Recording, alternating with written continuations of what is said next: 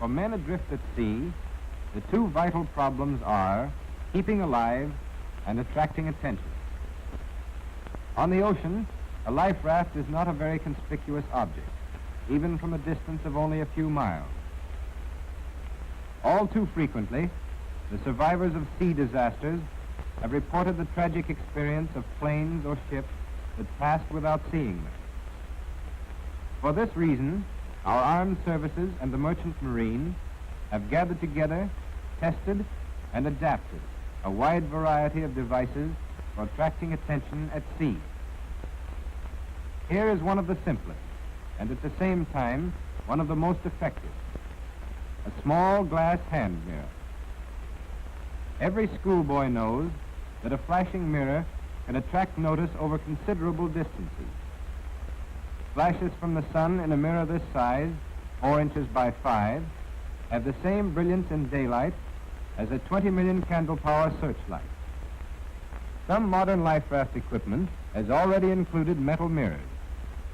But metal, though unbreakable, is subject to corrosion and won't take as high a polish as glass.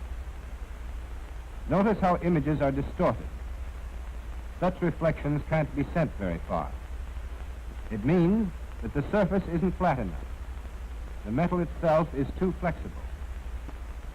On the other hand, this single sheet of tempered plate glass, with its brilliant polish and superior reflective coating, its inflexible, almost perfect plane surface, its greater resistance to weathering and corrosion by salt spray, is sturdy, too, and not easily broken.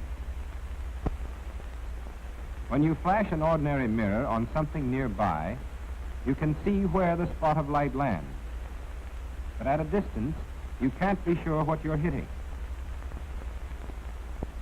What makes this mirror different from the one you shave by is the fact that it has an aiming device.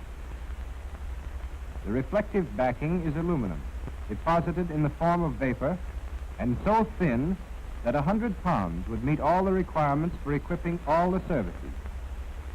Over it is baked a protecting coat of black lacquer, on which instructions for use are printed. But in the middle is a circle covered only with clear lacquer, where the aluminum shows through, providing a back mirror, in the exact center of which the aluminum has been left clear, in the shape of a small cross. This is the sighting cross, through which the operator can sight his target, and through which a cross-shaped sunbeam falls on his own body.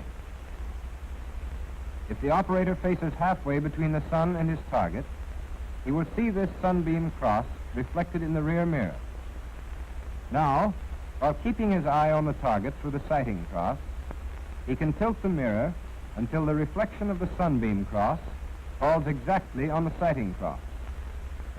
When he has all three lined up with his eye, reflected sunbeam, sighting cross, and target, he is absolutely sure that his flashes are playing on that target. This is why he knows. The sunlight has passed in a straight line through the center of the mirror and cast a cross on the operator. Whenever two straight lines intersect, as in the case of this sunbeam and mirror, the angles lying on opposite sides are called vertical angles, and they are always equal. When the operator adjusted the mirror so that he saw the sunbeam cross falling on the sighting cross, he was really reflecting the cross from his body to the center of the mirror to his eye. And just as billiard balls always bounce off an edge at the same angle at which they hit it, so flat polished surfaces always reflect an image at the same angle at which they receive it. We now have three equal angles.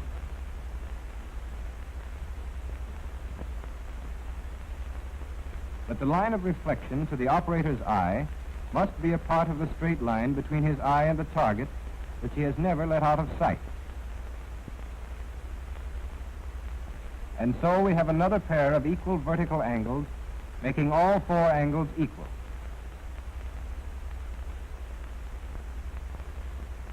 In other words, the angle at which the sun hits the mirror is equal to the angle between the mirror and the target.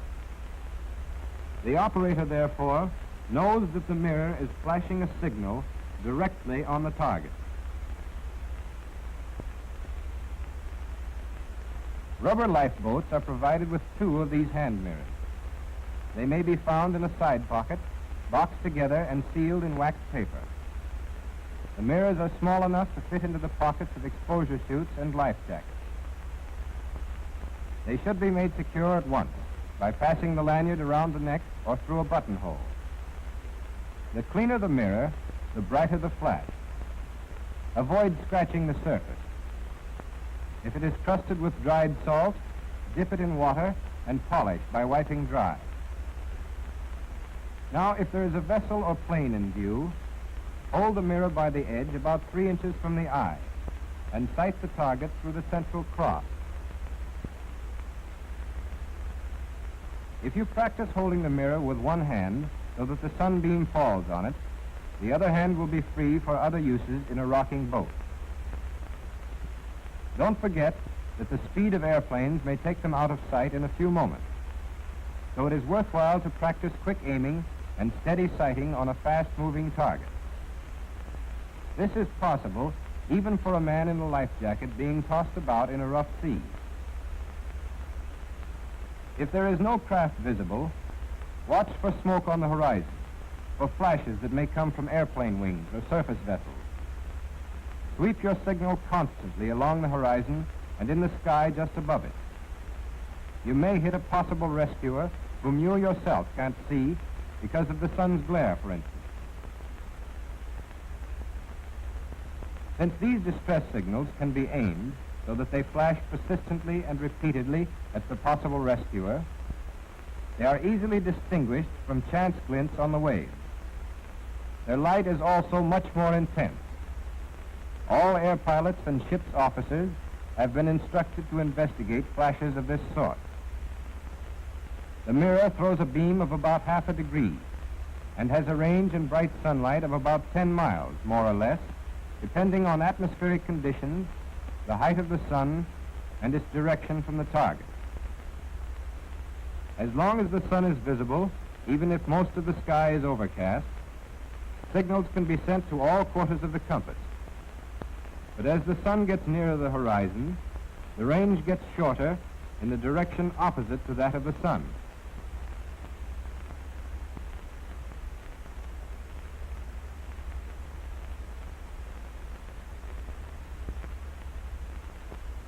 Under good conditions, the signals can be recognized as signals, even by chance observers, anywhere within an area of about 300 square miles.